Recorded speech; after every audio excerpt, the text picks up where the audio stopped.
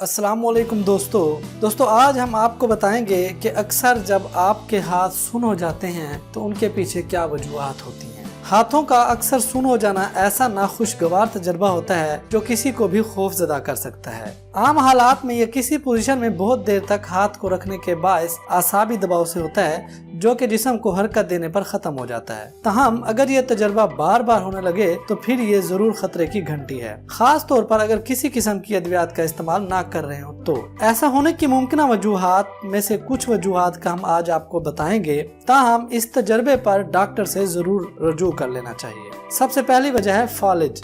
अगर आप दोपहर को कुछ देर की नींद लेकर उठते हैं और आपके हाथ या पैर सुन्न या बेस हो रहे हों तो आसानी से तसव्वुर किया जा सकता है कि ये असाब दब जाने का नतीजा है। तहम तिबी माहिरीन के मुताबिक कि अगर आपका हाथ अचानक बेहस या कमजोर हो जाए तो ये कैफियत चंद मिनटों में दूर ना हो तो फौरी तिबी इमदाद के लिए राब्ता किया जाना चाहिए।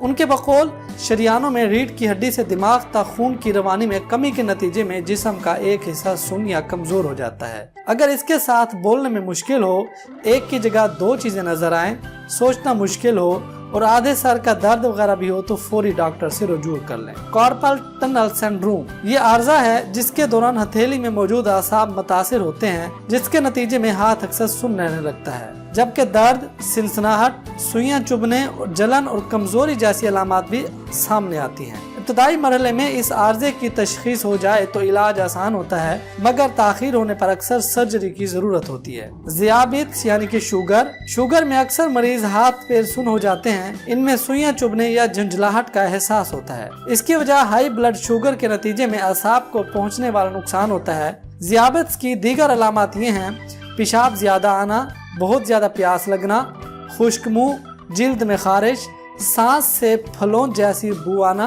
पैरों और हाथों में दर्द या सुन्न होना, भूख बढ़ना, जिस्मानी वजन में अचानक कमी और जख्म का जल्द ठीक ना होना। उजलाती दर्द। अगर आपके पूरे जिस्म में दर्द के फैलने और देर तक थकावट का एहसास हो तो ये रेशादार उजलाती दर्द या फाइब्रोमाइगेलिया का आर्जा हो सकता है। इसके शिकार अफराद को हाथों और बाजों के सुन्न होने और उनमें सुइयां चुभने का एहसास भी होता है। ये ऐसा मर्ज है जिसके बारे में ये मालूम नहीं कि ऐसा क्यों होता है और इसका कोई मखसूस इलाज भी नहीं है, मगर मुख्तलिफ तरीक़ाकार से काफी हद तक रिलीफ हासिल किया जा सकता है। दिमाग और रीढ़ की हड्डी का मर्ज। अगर आपके हाथों को अक्सर सुन्न होने या कमजोरी का एहसास होता है तो ये अच्छी खबर नहीं है। ये अर्जा, जिसे मल्टीपल स्क्लेरोसिस कहा जाता है, के दौरान दिमाग और रीढ़ की हड्डी के हिस्से सख्त होकर रसूली, असाबी कमजोरी और दीगर कमजोरियों का बायस बनते हैं। इसलिए फौरी तौर पर डॉक्टर से रुजू करना चाहिए।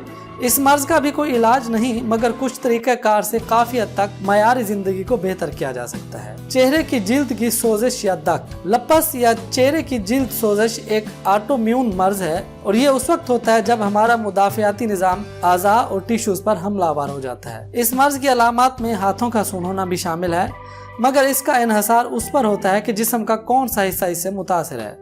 अगर ये अहम अज़ा जैसे दिल, गुर्दे, फेफड़े या दिमाग तक पहुंच जाने वाली चीजें हैं तो ये खतरनाक साबित हो सकता है। शुक्रिया।